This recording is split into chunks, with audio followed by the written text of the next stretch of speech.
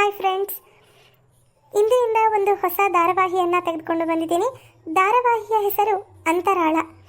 ಇಷ್ಟು ದಿನಗಳ ಕಾಲ ನಿಮ್ಮ ಸಪೋರ್ಟ್ ನಮ್ಮ ಚಾನಲ್ ಮೇಲೆ ಹೇಗಿತ್ತು, ಇನ್ನು ಮುಂದೆನೂ ಸಹ ನಮ್ಮ ಚಾನಲ್ಗೆ ನಿಮ್ಮ ಸಹಕಾರ ಬೆಂಬಲ ಇನ್ನೂ ಹೆಚ್ಚಿನದಾಗಿ ಇರಲಿ ಅಂತ ಕೇಳ್ತಾ, ಹಾಗೆ ಇನ್ನೂ ನಮ್ಮ ಚಾನಲ್ನ ಯಾರ್ಯಾರು ಸಬ್ಸ್ಕ್ರೈಬ್ ಮಾಡ್ಕೊಳ್ಳದೆ ನೋಡ್ತಿದ್ದೀರಾ ಅವರೆಲ್ಲರೂ ಸಬ್ಸ್ಕ್ರೈಬ್ ಮಾಡ್ಕೊಳ್ಳಿ ಅಂತ ಹೇಳ್ತಾ ಧಾರಾವಾಹಿಯನ್ನು ಪ್ರಾರಂಭ ಮಾಡ್ತಾ ಇದ್ದೀನಿ. ಬನ್ನಿ ನೋಡ್ತಾ ಹೋಗೋಣ.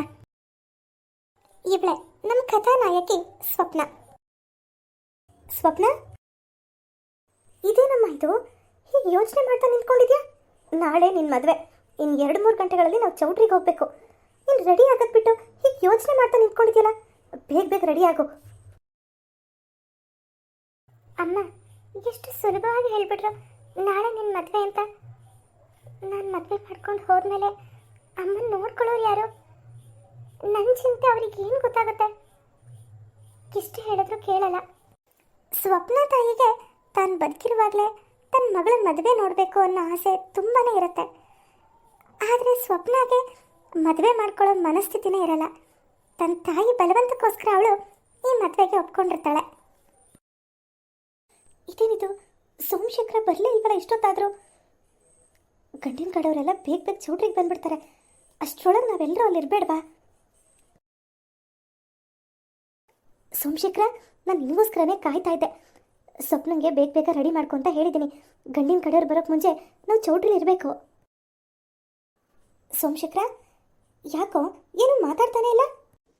ಅಕ್ಕ, ಗಂಡಿನ ಕಡೆಯವರು ಚೌಟ್ರಿಗೆ ಬರಲ್ವಂತ. ಏನು ಹೇಳ್ತಿದ್ಯಾ ಸೋಮಶೇಖರ ನೀನು? ಇರೋದನ್ನೇ ಹೇಳ್ತಿದ್ದೀನಿ ಮೀನಾಕ್ಷಿ. ನಾನು ಬೇಗ ಬೇಗ ಎಲ್ಲ ರೆಡಿ ಮಾಡಿಕೊಂಡು ನಿಮ್ಮನೆ ಕಡೆನೇ ಹೊರಟಿದ್ದೆ. ಅಷ್ಟರಲ್ಲಿ ಗಂಡಿನ ತಾಯಿ ಫೋನ್ ಮಾಡಿ ನಮ್ಮ ಹುಡುಗ ಬೇರೆ ಹುಡುಗಿನ ಪ್ರೀತಿ ಮಾಡ್ತಿದ್ನಂತೆ, ಮದುವೆ ಮಾಡಿಕೊಂಡು ಮನೆ ಕರ್ಕೊಂಬಂದ್ಬಿಟ್ಟಿದ್ದಾನೆ. ಈಗ ಸ್ವಪ್ನಾಗೂ ಅವನಿಗೂ ಮದುವೆ ನಡೆಯೋಕ್ಕೆ ಸಾಧ್ಯ ಇಲ್ಲ, ನಾವು ಚೌಟ್ರಿಗೆ ಬರ್ತಾ ಇಲ್ಲ, ನಮ್ಮನ್ನು ಕ್ಷಮಿಸ್ಬಿಡಿ ಅಂತ ಹೇಳಿ ಫೋನ್ ಇಟ್ಟರು. ಅಂದರೆ ಸ್ವಪ್ನ ಮದುವೆ ನಡೆಯಲ್ವಾ? ಈ ಮದುವೆಗಳನ್ನು ಒಪ್ಸೋಕ್ಕೆ ನಾನು ಎಷ್ಟು ಕಷ್ಟಪಟ್ಟಿದ್ದೆ ಅಂತ ನಿನಗೆ ಗೊತ್ತೇನೋ? ಅಯ್ಯೋ ದೇವ್ರೆ, ನನ್ನ ಮಗಳಿಗೆ ಯಾಕೆ ಈ ಥರ ಅನ್ಯಾಯ ಆಗ್ತಿದೆ? ಮೀನಾಕ್ಷಿ, ಸಮಾಧಾನ ಮಾಡ್ಕೊ. ನೀನೇ ಹೀಗೆ ಅಳ್ತಾ ಕೂತ್ಕೊಂಡ್ರೆ ಸ್ವಪ್ನಂಗೆ ಯಾರು ಧೈರ್ಯ ಹೇಳ್ತಾರೆ ಹೇಳು? ಆಗೋದಿಲ್ಲ ಒಳ್ಳೇದಕ್ಕೆ, ಮುಂದೆ ಒಳ್ಳೇದಾಗ್ಬೋದೇನೋ. ಅದಕ್ಕೆ ದೇವರು ಈ ಮದುವೆ ತಪ್ಪಿಸ್ತಾ ಅಂತ ಅನ್ಕೋಬೇಕು ಅಷ್ಟೇ. ಸೋಮ, ಈ ಮದುವೆಗೆ ನಾನು ಅವಳನ್ನು ಒಪ್ಸೋಕ್ಕೆ ತುಂಬಾ ಕಷ್ಟಪಟ್ಟಿದ್ದೆ. ಈಗ ಈ ಮದುವೆನೂ ಕ್ಯಾನ್ಸಲ್ ಆಯಿತು ಅಂತ ಗೊತ್ತಾದರೆ ಅವಳು ಇನ್ಯಾವತ್ತೂ ಮದುವೆಗೆ ಒಪ್ಕೊಳ್ಳಲ್ಲ. ನಾನು ಇರಬೇಕಾದ್ರೆ ಅವಳು ಮದುವೆ ನೋಡಬೇಕು ಅನ್ನೋ ನನ್ನ ಕನಸಾಗಿ ಉಳಿದ್ಬಿಡುತ್ತೇನೋ ಅಂತ ಭಯ ಆಗ್ತಿದೆ ನನಗೆ. ನೋಡು, ಒಂದು ತಿಳ್ಕೊ, ಅಕಸ್ಮಾತ್ ಈ ಮದುವೆ ನಡೆದ್ಮೇಲೆ ಆ ಹುಡುಗ ಅವ್ನು ಪ್ರೀತಿಸಿದ ಹುಡುಗಿನ ಮನೆಗೆ ಕರ್ಕೊಂಬಂದಿದ್ರೆ ನಮ್ಮ ಸ್ವಪ್ನ ಬಾಳು ಇನ್ನೂ ಹಾಳಾಗ್ತಿತ್ತಲ್ವಾ?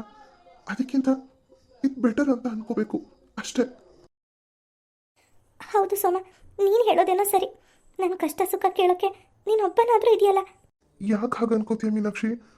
ನಿನ್ನನ್ನು ಬಿಟ್ಟರೆ ನನಗೆ ತಾನೇ ಯಾರಿದ್ದಾರೆ ಹೇಳು? ಹೆಂಡ್ತಿನ ಮಕ್ಕಳ? ನಾನು ಸ್ವಪ್ನನ್ನೇ ನನ್ನ ಮಗಳು ಅಂತ ತಿಳ್ಕೊಂಡಿದ್ದೀನಿ. ಹಾಗಾದರೆ ನೀನೇ ಹೋಗಿ ಈ ವಿಷಯನ ಸ್ವಪ್ನಕ್ಕೆ ತಿಳಿಸ್ಬಿಡು. ನನ್ನಿಂದ ಈ ವಿಷಯನ ಅವಳಿಗೆ ಹೇಳೋಕ್ಕಾಗಲ್ಲ.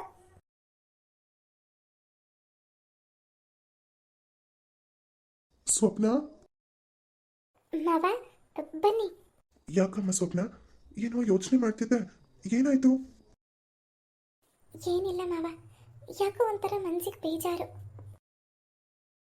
ಪಾಪ ಸ್ವಪ್ನ ತನ್ನ ತಾಯಿನ ತವ್ರ ಮನೆನ ಬಿಟ್ಟು ಗಂಡನ ಮನೆಗೆ ಹೋಗ್ಬೇಕಲ್ಲ ಅಂತ ಬೇಜಾರು ಮಾಡ್ಕೊಂಡಿದ್ದಾಳೆ.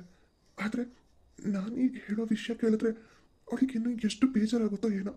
ಆದರೆ ಏನು ಮಾಡೋಕ್ಕಾಗತ್ತೆ, ಇರೋ ವಿಷಯನ ಹೇಳಲೇಬೇಕಲ್ಲ. ಸ್ವಪ್ನ, ನಾನಿನ್ನ ಹತ್ರ ಸ್ವಲ್ಪ ಮಾತಾಡಬೇಕಿತ್ತಮ್ಮ. ಹೇಳಿ ಮಾವ, ಏನು ವಿಷಯ? ಅದು ಅದು ಸ್ವಪ್ನ, ನಾವಿವಾಗ ಚೌಟ್ರಿಗೆ ಹೋಗ್ತಾ ಇಲ್ಲ. ಯಾಕಂದ್ರೆ ಈ ಮದುವೆ ನಿಂತೋಯ್ತು. ಏನು ಹೇಳ್ತಿದ್ದೀರಾ ಮಾವ ನೀವು?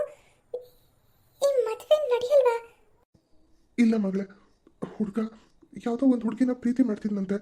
ಈ ವಿಷಯ ಅವ್ರ ಅಪ್ಪ ಅಮ್ಮಂಗೆ ಗೊತ್ತಿಲ್ಲ.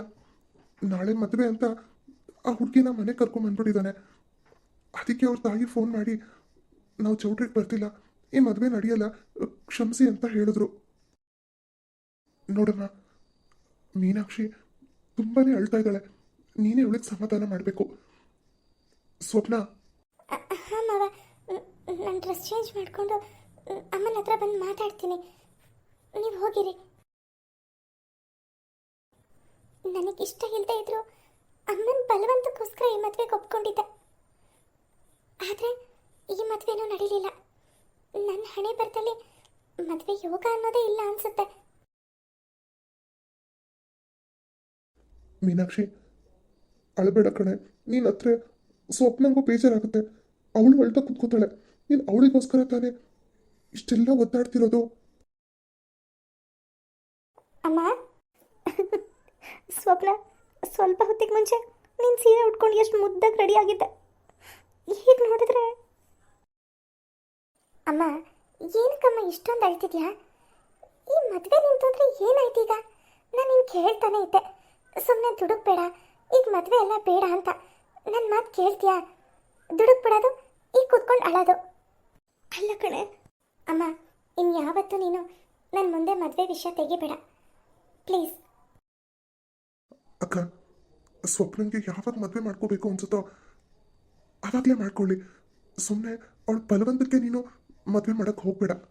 ಸರಿ, ನನಗೆ ಸ್ವಲ್ಪ ಕೆಲಸ ಇದೆ, ನಾನು ಹೊರಡ್ತೀನಿ.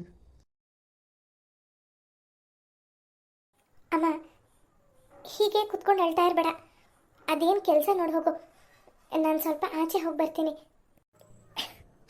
ಸರಿ ಸ್ವಪ್ನ. ಯಾಕೋ ನನ್ನ ಹಣೆ ಬರನೇ ಸರಿ ಇಲ್ಲ. ಸ್ವಪ್ನ ಹುಟ್ಟಿದ ಮೇಲಾದರೂ ಎಲ್ಲ ಚೆನ್ನಾಗಾಗುತ್ತೆ ಅಂತ ಅಂದ್ಕೊಂಡಿದ್ದೆ. ಆದರೆ ಸ್ವಪ್ನ ಹುಟ್ಟಿದ ತಕ್ಷಣ ತಂದೆನ ಕಳ್ಕೊಂಡ್ಲು. ನಾವು ಬೀದಿಗೆ ಬಂದ್ಬಿಟ್ವಿ. ಸೋಮ ಇಲ್ಲದೆ ಇದ್ದಿದ್ರೆ ನಾನು ಏನು ಮಾಡಬೇಕಿತ್ತು ಇವತ್ತು? ಹೇಗೋ ನಾನು ಇರಬೇಕಾದ್ರೇ ಅವಳಿಗೊಂದು ಜೀವನ ಕಟ್ಕೊಡೋಣ ಅಂದರೆ ಆಗ್ತಾನೇ ಇಲ್ಲ. ಹೇಗೋ ಆ ದೇವರು ಈ ಮದುವೆನ ನಿಲ್ಲಿಸ್ಬಿಟ್ಟ. ಅವನಿಗೆ ಎಷ್ಟು ಥ್ಯಾಂಕ್ಸ್ ಹೇಳಿದ್ರು ಸಾಲದು. ದೇವ್ರೆ, ಈ ಮದುವೆ ನಿಲ್ಲಿಸೋದಕ್ಕೆ ನಿನಗೆ ಥ್ಯಾಂಕ್ಸ್ ಹೇಳಬೇಕೋ ಅಥವಾ ನನ್ನ ಲೈಫಲ್ಲಿ ಆಗಿರೋ ಒಂದೊಂದು ಅನ್ಯಾಯಕ್ಕೆ ನಿನ್ನನ್ನು ದೂರಬೇಕೋ ಒಂದು ಅರ್ಥ ಆಗ್ತಿಲ್ಲ ನನಗೆ. ಒಂದಂತೂ ನಿಜ ದೇವ್ರೆ, ನನ್ನ ಲೈಫಲ್ಲಿ ಏನೇನು ನಡೆದಿದೆಯೋ ಅದಕ್ಕೆಲ್ಲ ನಾನೇ ಕಾರಣ, ಹೌದು. ಆದರೆ ಅದನ್ನು ಅಮ್ಮನ ಹತ್ರನೂ ಹೇಳ್ಕೊಳಕ್ಕಾಗ್ತಿಲ್ಲ. ಹೇಳ್ಕೊಂಡ್ರೆ ಅವ್ರು ಅದನ್ನು ಕೇಳಿ ತಡ್ಕೊಳ್ಳಲ್ಲ. ನಾನಂತೂ ಖುಷಿಯಾಗಿಲ್ಲ.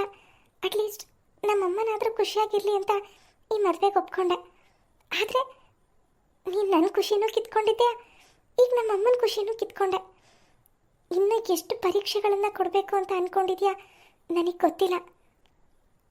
ಆದರೆ ನಾನು ಒಂದೇ ಒಂದು ನಿನ್ನ ಹತ್ರ ಕೇಳ್ಕೊಳ್ಳೋದು, ನನಗೋಸ್ಕರ ನಮ್ಮಮ್ಮನ ಕಣ್ಣಲ್ಲಿ ಯಾವತ್ತೂ ನೀರು ಬರಬಾರ್ದು. ಅಮ್ಮ ಅಳ್ತಿದ್ದಿದ್ದು ನೋಡಿ ನನಗೂ ತುಂಬಾ ಅಳು ಬಂತು. ಆದರೆ ಅವ್ರ ಮುಂದೆ ಹತ್ರ ಅವ್ರಿಗಿನ್ನೂ ದುಃಖ ಜಾಸ್ತಿ ಆಗುತ್ತೆ. ಅದಕ್ಕೆ ನಾನು ಇಲ್ಲಿ ಬಂದು ಕೂತ್ಕೊಂಡು ಅಳ್ತಾ ಇರೋದು. ಒಬ್ಬಳೆ ಎಷ್ಟು ಅಂತ ಅಳೋದು, ಎಷ್ಟೊತ್ತರೂ ಸಮಾಧಾನನೇ ಆಗ್ತಿಲ್ಲ. ನಮ್ಮಲ್ಲಿರೋ ನೋವು ಸಂಕಟನ ಇನ್ನೊಬ್ರ ಹತ್ರ ಹೇಳ್ಕೊಂಡ್ರೆ ಮನಸ್ಸಿಗೆ ಸ್ವಲ್ಪ ಹಗುರ ಅಂತ ಅನಿಸುತ್ತೆ. ಈಗಲೇ ಸುಷ್ಮಿತಂಗೆ ಫೋನ್ ಮಾಡ್ತೀನಿ. ಸುಷ್ಮಿತಾ, ಸ್ವಪ್ನ ಇಬ್ಬರು ತುಂಬ ಕ್ಲೋಸ್ ಫ್ರೆಂಡ್ಸ್.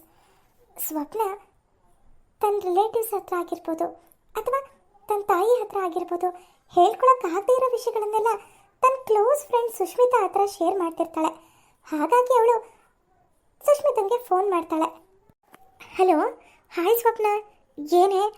ನಾನೇನೋ ಹುಡುಗನ್ ನೋಡೋ ಆ ಥರದಲ್ಲಿ ಕಾಯ್ತಿರ್ತೀಯ ಚೌಟ್ರಿಲಿ ಅಂದ್ಕೊಂಡ್ರೆ ನೀನು ನೋಡಿದ್ರೆ ನನಗೆ ಫೋನ್ ಮಾಡಿದ್ಯಾ? ಇಲ್ಲ ಸುಷ್ಮಿತಾ, ಈ ಮದುವೆ ನಿಂತೋಯ್ತು. ಏನು ಹೇಳ್ತಿದ್ಯಾ ಸ್ವಪ್ನ? ಮದುವೆ ನಿಂತೋಯ್ತಾ? ಯಾಕೆ? ನನ್ನನ್ನು ಮದುವೆ ಮಾಡ್ಕೋಬೇಕು ಅಂತ ಅಂದ್ಕೊಂಡಿದ್ದ ಹುಡುಗ ಬೇರೆ ಯಾವುದೋ ಹುಡುಗಿನ ಪ್ರೀತಿ ಮಾಡ್ತಿದ್ನಂತೆ. ಅವ್ರ ಅಪ್ಪ ಅಮ್ಮಂಗೆ ವಿಷಯ ಗೊತ್ತಿಲ್ಲದೆ ನನಗೂ ಅವನ ಜೊತೆ ಮದುವೆ ಫಿಕ್ಸ್ ಮಾಡಿದ್ರು. ಆಮೇಲೆ ಅವನು ಆ ಹುಡುಗಿನ ಮನೆಗೆ ಕರ್ಕೊಂಡು ಬಂದ್ಬಿಟ್ನಂತೆ. ಅದಕ್ಕೆ ಅವ್ರ ತಾಯಿ ಫೋನ್ ಮಾಡಿ ಈ ಮದುವೆ ನಡೀತಿಲ್ಲ, ನೀವು ಯಾರು ಚೌಟ್ರಿಗೆ ಬರಬೇಡಿ ಅಂತ ಹೇಳಿದ್ರಂತೆ. ನಮ್ಮ ಮಾವ ಬಂದು ನನಗೂ ನಮ್ಮ ಅಮ್ಮಂಗೂ ಹೇಳಿದ್ರು. ಅಮ್ಮ ಮನೇಲಿ ಒಂದೇ ಸಮ ಅಳ್ತಾ ಕೂತಿದ್ದಾರೆ ಕಣೆ. ಇದೇನೇ ಸ್ವಪ್ನ ಈ ರೀತಿ ಆಗೋಯ್ತು? ಪಾಪ ನಿಮ್ಮಮ್ಮ ನಿನ್ನ ಮದುವೆ ಬಗ್ಗೆ 1000 ಕನಸು ಇಟ್ಕೊಂಡಿದ್ರು. ಏನು ಮಾಡೋದು ಹೇಳು, ಎಲ್ಲ ನಾವು ಪಡ್ಕೊಂಡು ಬಂದಿರೋದು ಅಷ್ಟೇ. ಹೋಗ್ಲಿ ಬಿಡ, ಅವನಿಗಿಂತ ಚೆನ್ನಾಗಿರೋ ಹುಡುಗ ನಿನಗೆ ಸಿಗ್ತಾನೆ, ಯೋಚನೆ ಮಾಡಬೇಡ. ಇಲ್ಲ ಸುಷ್ಮಿತಾ, ನಿನಗೆ ಗೊತ್ತಲ್ವಾ ನನಗೆ ಮದುವೆ ಮಾಡ್ಕೊಳ್ಳೋ ಮನಸ್ಸೇ ಇಲ್ಲ ಅಂತ. ಈ ಮದುವೆನ ನಾನು ಅಮ್ಮನ ಬಲವಂತಕ್ಕೋಸ್ಕರ ಒಪ್ಕೊಂಡಿದ್ದು ಅಷ್ಟೇ. ಸ್ವಪ್ನ, ಏನೇ ನೀನು ಹಳೆದೆಲ್ಲ ಮನಸ್ಸಲ್ಲೇ ಇಟ್ಕೊಂಡ್ರೆ ಪ್ರಯೋಜನ ಏನೇ? ಪಾಸ್ಟ್ ಇಸ್ ಪಾಸ್ಟ್, ಮುಂದಕ್ಕೆ ಹೋಗ್ತಿರ್ಬೇಕು ಕಣೆ. ಇಲ್ಲ ಸುಷ್ಮಿತಾ, ನೀನು ಏನೇ ಹೇಳಿದ್ರು ಹಳೆದನ್ನು ಯಾವುದನ್ನು ನನ್ನ ಕೈಲಿ ಮರೆಯೋಕ್ಕಾಗ್ತಾ ಇಲ್ಲ. ಅದಕ್ಕೆ ನನಗೆ ಮದುವೆ ಅಂದ್ರೇ ಭಯ ಆಗುತ್ತೆ. ಸ್ವಪ್ನ, 2 ವರ್ಷದಿಂದ ಇದನ್ನೇ ಹೇಳ್ತಿದ್ಯಾ. ಸರಿ ಬಿಡು, ಫೋನಲ್ಲಿ ಈ ವಿಷಯ ಎಲ್ಲ ಮಾತಾಡೋಕ್ಕಾಗಲ್ಲ. ಇನ್ನೊಂದು 2 ದಿನ ಬಿಟ್ಟು ನಾನು ಊರ ಕಡೆ ಬರ್ತಿದ್ದೀನಿ, ಅವಾಗ ನಿನ್ನನ್ನು ಭೇಟಿ ಮಾಡ್ತೀನಿ. ಸರಿ ಸುಷ್ಮಿತಾ, ಏನೋ ನಿನ್ನ ಹತ್ರ ಮಾತಾಡಿದ್ರೆ ನನ್ನ ಮನಸ್ಸಿಗೆ ಒಂದು ಸ್ವಲ್ಪ ಸಮಾಧಾನ ಕಣೆ, ಅದಕ್ಕೆ ಫೋನ್ ಮಾಡಿದೆ. ಇಟ್ಸ್ ಓಕೆ ಕಣೆ, ನೀನು ಎದ್ದು ಮನೆಗೆ ಹೋಗು. ನನಗೆ ಗೊತ್ತು, ಆ ಮರದ ಕೆಳಗಡೆ ಕುತ್ಕೊಂಡು ಯೋಚನೆ ಮಾಡ್ತಾ ಇರ್ತೀಯ. ಅಮ್ಮ ಮೊದಲೇ ಅಪ್ಸೆಟ್ ಆಗಿದ್ದಾರೆ. ಹೋಗಿ ಅಮ್ಮನ ಜೊತೆ ಖುಷಿ ಖುಷಿಯಾಗಿ ಮಾತಾಡು, ಸರಿನಾ? ಸರಿ ಕಣೆ, ಬಾಯ್. ಸುಷ್ಮಿತಾ ಹೇಳೋ ಪ್ರಕಾರ ಸ್ವಪ್ನ ಜೀವನದಲ್ಲಿ ಏನು ನಡೆದಿರ್ಬೋದು, ಮುಂದೇನಾಗುತ್ತೆ ಅನ್ನೋದನ್ನು ನೆಕ್ಸ್ಟ್ ಎಪಿಸೋಡ್ನಲ್ಲಿ ನೋಡೋಣ. ಈ ಎಪಿಸೋಡ್ ನಿಮಗೆಲ್ಲ ಇಷ್ಟ ಆಗಿದ್ರೆ ಪ್ಲೀಸ್ ನಮ್ಮ ಚಾನಲ್ನ ಸಬ್ಸ್ಕ್ರೈಬ್ ಮಾಡಿ, ಹಾಗೆ ಲೈಕ್ ಮಾಡಿ, ಶೇರ್ ಮಾಡಿ, ಕಮೆಂಟ್ ಮಾಡಿ. Bye friends.